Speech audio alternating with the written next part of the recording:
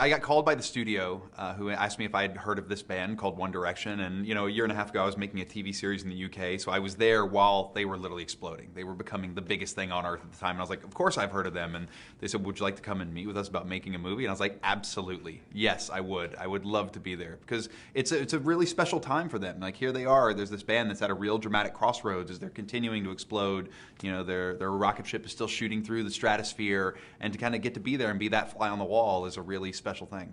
It's tough. It's tough for them now because they are so famous and everybody knows who they are, that the minute they leave the house, there'll either be paparazzi outside or there'll be people chasing them around.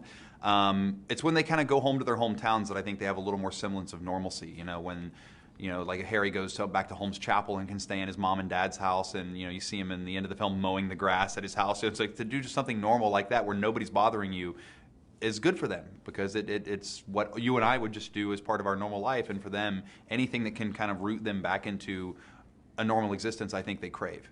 There's a couple things that I was really surprised by. One is how incredibly hard they work. You would think that, oh, these guys, they got it easy. They're pop stars. They just travel around. They do a show. There's a tremendous amount of work that goes into being in that band.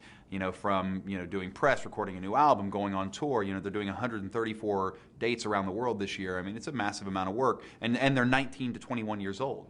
Go back to when you and I were 19 to 21 years old. I wasn't thinking about this. I didn't have that level of responsibility at all, and I think they're handling it really well. That's the other thing that I'm incredibly impressed by.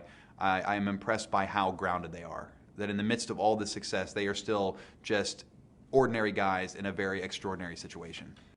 Yeah, they were playing at Madison Square Garden, and both Martin Scorsese and Chris Rock come backstage. They earn the crazy major awesome dad of the year points for that. But my favorite is Martin Scorsese comes into the dressing room and he goes, "I've been listening to your stuff. I like it. I like it. Yeah, I've been giving her stuff. She gives me stuff. Yeah, I like it. It's good." And it's one of my favorite moments in the film.